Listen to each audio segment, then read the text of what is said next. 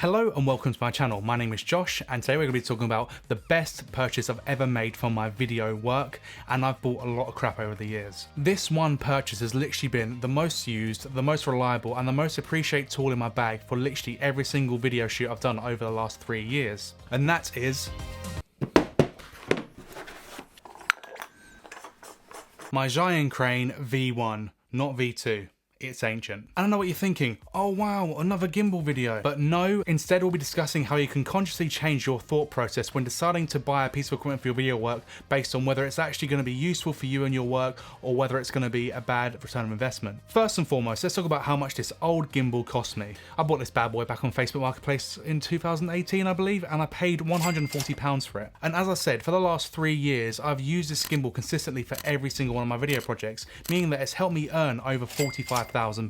So for me, that is an extremely good return of investment, and that is why this piece of equipment is definitely a worthy purchase. I don't know what you're thinking, why are you telling me this? Well, basically, I've started to judge every single purchase I've made based on what it can offer me for my work. I feel like we all get sucked into the hype of a brand new camera each year and all the gossip around a new piece of equipment, as well as all the marketing that these cameras and accessory brands literally push on our feed every single day. And then we start to buy things on a want basis instead of a need basis, which actually makes for a bad return of investment. That means that as time moves on, we're left with a bunch of stuff that we actually rarely ever use on our shoots, and therefore the return of investment becomes significantly lower. So let's look at the equipment that I've bought in the past but don't use much at all. DJI Osmo Pocket. I bought it for around £180 used and I've probably used it about 4 to 5 times.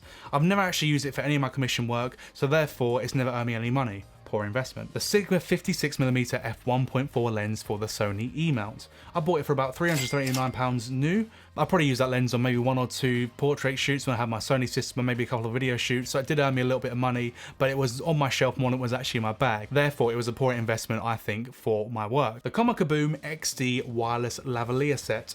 So I bought this set for around £230 on Amazon and I've used them twice. I've actually decided that I prefer the sound of my shotgun mics and therefore it's just sitting there. Now, whether you call it a poor investment or whether you just say it's me deciding that I don't like the product, I don't know. But for me anyway, it's definitely not a good investment. Why I love the equipment that I actually use. When you buy equipment that's useful for your everyday workflow, it actually makes your job so much easier to do, and therefore it becomes a lot more pleasurable doing that job.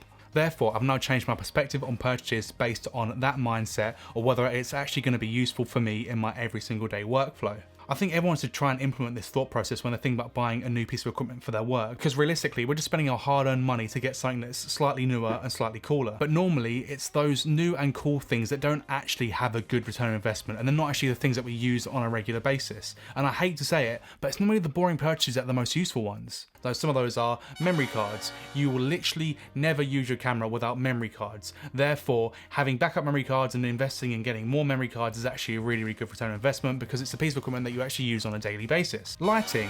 Even though lighting is not interesting to me, like I do not get excited when I see a new LED light or an aperture softbox, like that sort of stuff does not excite me. However, lighting is actually more useful for my workflow than buying a new camera or a new lens, and the reason being is lighting is everything. You can make an entire image look so much better simply by the way you light it. So therefore, even though it's not a really exciting purchase, it's necessary and therefore a good investment. Grip gear like light stands. So C stands are heavy, they're robust, and they're also a little bit expensive. And I put off buying a C stand for so long because I just refused to spend over £100 on a stand. It's just a boring purchase, therefore I didn't want to do it. However, when I eventually started investing in grip gear like C stands and stuff, it became so useful, and I actually found that I was using it for every single shoot. So even though I don't get out of bed excited to play on my C stand, it was still an extremely good investment for my business, and it's very useful for the work that I do on a daily basis. A decent video tripod. Now, this is something I actually need to purchase myself in the very near future, purely because a bad tripod almost cost me £3,000, and I might make a video about that soon.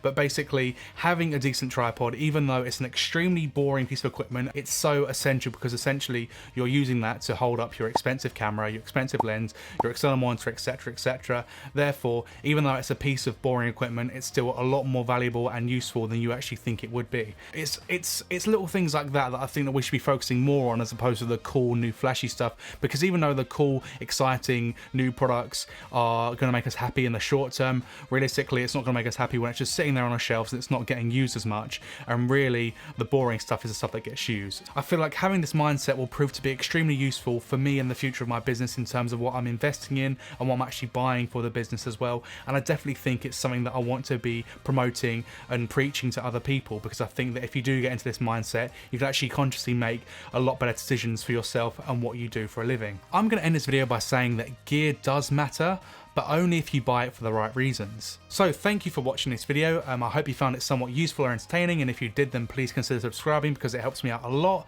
and hopefully I shall see you in the next one. Thank you.